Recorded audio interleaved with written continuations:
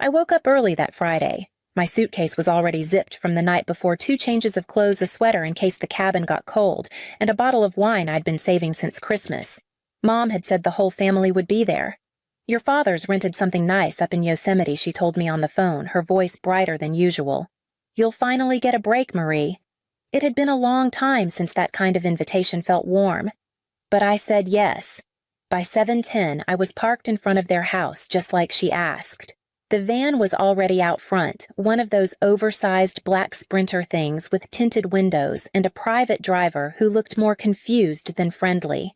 He held a clipboard in his hand and asked, "Name Marie Carter," I said. He scanned the list, scanned again, then looked up. "I'm not seeing you here, ma'am." I thought he was joking, but the clipboard didn't smile.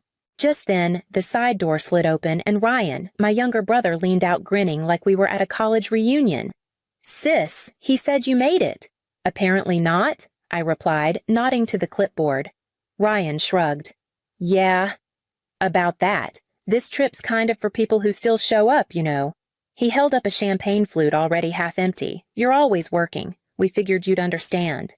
Inside the van, I caught a glimpse of Mom Helen Carter curled up against the window with her sunglasses on. She didn't wave. Dad Richard was fiddling with a Bluetooth speaker.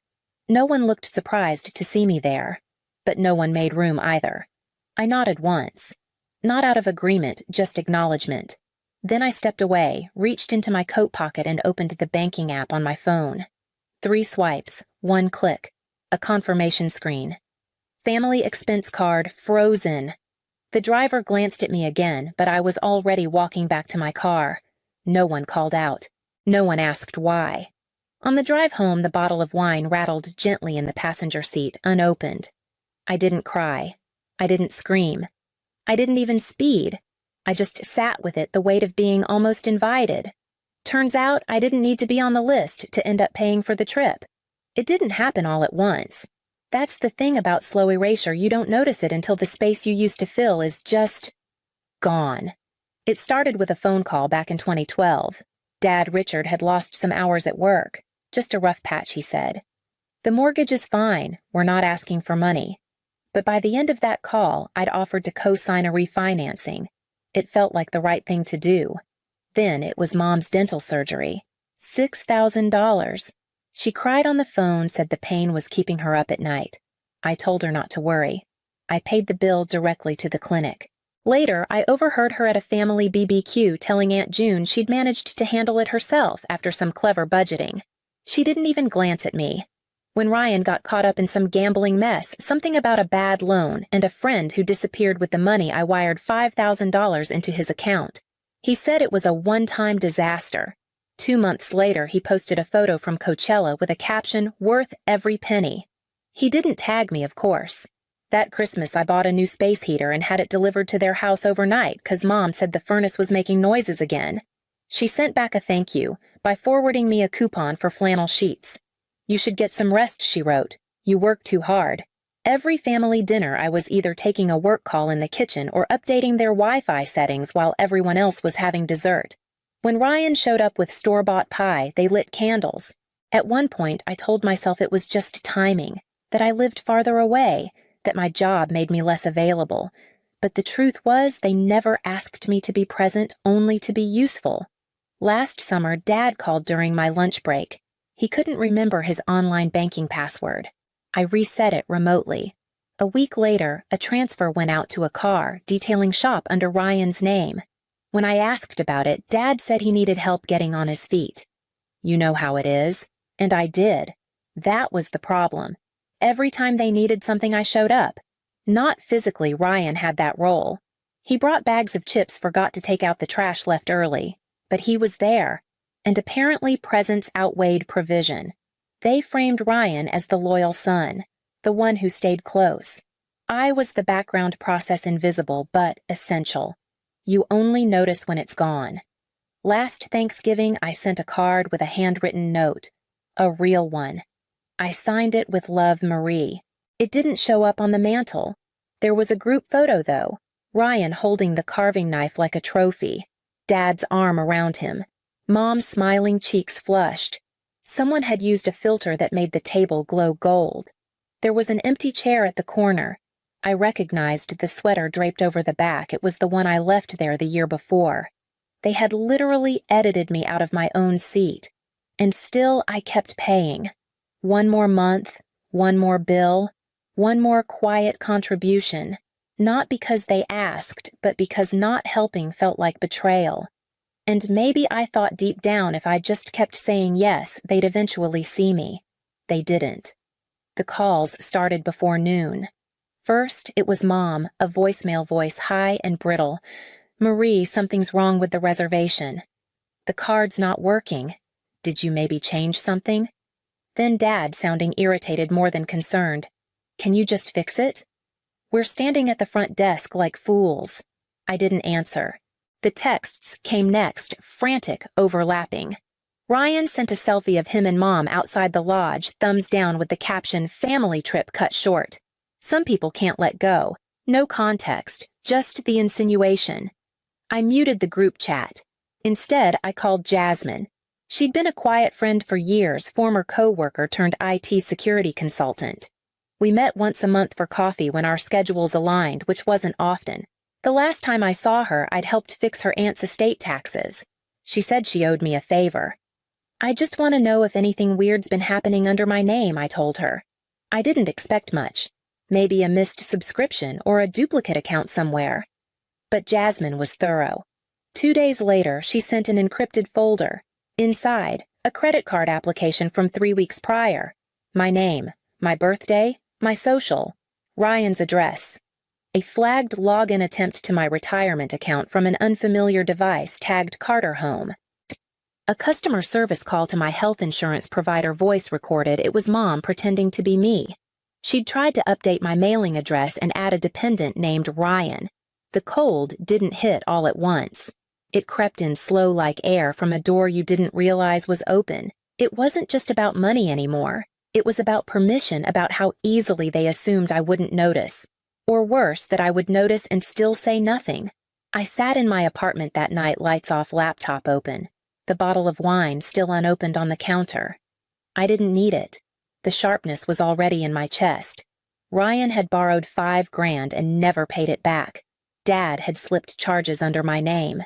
Mom had impersonated me, and I'd brought them pie. For years, I let the benefit of the doubt cushion everything. Maybe it was an accident. Maybe it was just stress. Maybe they meant to ask, but forgot. But the signatures were clear. The dates lined up. The transactions weren't mistakes. They were habits. I didn't text them back. I didn't explain. I just stared at the screen and let the silence settle thick and final. If they wanted me to play the villain, I could be one. But I wasn't interested in revenge. I was interested in proof. I started with the easy things, screenshots of bank transfers I hadn't authorized, statements with charges that didn't belong to me. $140 here, $78 there. Most of them small enough to go unnoticed, but they added up not just in dollars, but in disregard. Then came the Venmo logs. Ryan had sent his girlfriend $500 marked for the cabin. The same weekend he told me he was short on rent. The same cabin I wasn't invited to. I pulled email records next. A flagged alert from my tax software. Someone had tried to access my account from an unknown IP. Timestamped at 3:14 a.m., 2 days after I'd frozen the family card. I went back to the insurance call. Jasmine had clipped the audio cleanly. I listened once, twice, and then a third time, Mom's voice, calm and pleasant, answering security questions like she'd done it 100 times. Yes, that's her birthday. Yes, she's added a dependent. His name is Ryan Carter. There wasn't a single tremor in her voice. I remembered how the week before she texted me, "Hope you're staying warm. It's cold up here without you." That apparently had been the truth, just not in the way I thought. I began organizing everything. A folder on my desktop titled, "What Family Costs." Inside, bank statements with notes. Screenshots of Ryan's social media posts mocking bitter people who don't show up. The recording of Mom's insurance call. An email from Dad dated 6 months ago. "Can you move the car payment from my account to yours just temporarily? Don't tell your mother, she worries." And then one last file, a photo from Thanksgiving. Everyone around at the table laughing, my chair empty, a pie I had shipped still in the box unopened. In the corner, Brittany, my cousin, grinning at something Ryan had said. I remembered she used to laugh when I got corrected in front of people. She still did. I stared at that photo longer than the others. Not because it hurt more, but because it didn't surprise me anymore. There's a kind of grief that doesn't come from loss, but from finally seeing what was never there. I wasn't grieving what I'd lost. I was grieving what I had pretended to have. I backed up the folder twice, once to a cloud drive, once to a USB I kept taped under my desk. I BCC'd it to Jasmine and to my lawyer, labeled only with the initials WFC. I didn't know what I was going to do with it. I wasn't planning to send it to anyone, not yet. But I needed to hold the truth somewhere outside my head. When you've spent years gaslit by kindness, by phrases like, "You're just too sensitive," or "You always take things the wrong way," you start to lose your grip on what's real. This folder was real. I didn't need an apology. I didn't even need them to understand. I just needed a record, proof that I hadn't imagined any of it. The next morning, I printed the cover page, 3 words in bold black type, "What family costs." Then I placed it in an envelope and slid it under the mirror in my hallway. Not for them, for me, so that the next time I started doubting myself, I'd know where to look. The invitation went out on a Wednesday morning. Subject line, "Family Finances 15 minutes, no explanation." Just a link and a time. Friday at 7:00 p.m. Mom replied with a thumbs up emoji. Dad sent back thanks for being the adult. Ryan didn't respond. At 6:58, I sat at my kitchen table laptop, opened the bottle of wine still untouched beside me. I'd never wanted a drink less. They joined right on time. Mom had curled her hair. Dad wore a collared shirt like he thought this was a job interview. Ryan showed up last, chewing gum, chin resting in his hand. No one asked how I was. I didn't speak. Instead, I shared my screen. A folder appeared, titled "What Family Costs." The first slide was a bank statement, a $600 transfer from my checking account to an auto parts supplier. Billing address, Ryan Carter. Dad leaned forward, squinting. The next was an email from Mom's Gmail, left logged in on my iPad last Christmas. Marie always helps. She won't even notice. Mom flinched. The third, a photo from Thanksgiving. My empty chair, the untouched pie. Brittany's smile frozen like punctuation. I didn't explain any of it. I clicked to the final slide. A voice recording played Mom answering questions on a health insurance call, pretending to be me. The audio was clear, the answers confident. When it ended, the room, even virtual, went still. Dad was the first to speak. "Marie," he said, "measured, we didn't mean harm. You've just always been good with these things." Ryan rolled his eyes. "Jesus, it's a bunch of bills. You're blowing up the family over spreadsheets." Mom's voice cracked. "We were struggling. We thought you understood." I looked at them, my parents, my brother. Faces I'd known my whole life, suddenly unfamiliar. "I did," I said quietly. "I understood everything." No one spoke. I ended the call. There was no announcement, no final word, just a blank screen and the soft click of disconnection. For the first time in years, I didn't feel guilt. I felt gravity, the kind that comes when something finally settles where it belongs. Not one of them called back that night. I didn't tell anyone I was leaving. I didn't write a farewell note or send a dramatic group message. I just started making calls. First to the mortgage company. I had co-signed the house loan 12 years ago, back when Dad said he couldn't qualify on his own.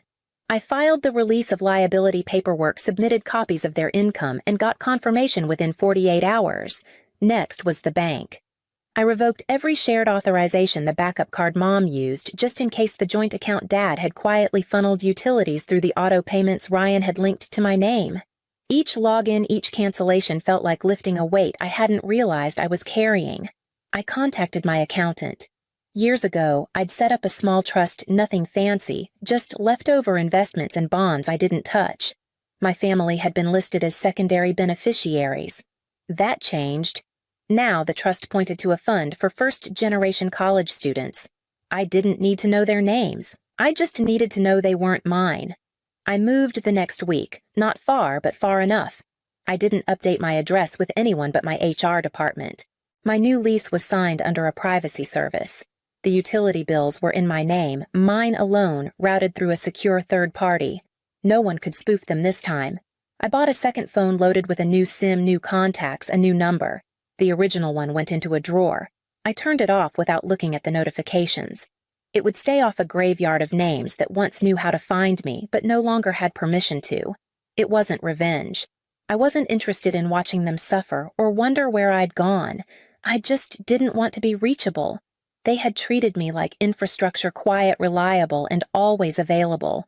I wasn't anymore. The only letter I sent was to the family's landlord. A copy of the release paperwork. A copy of the unpaid rent history.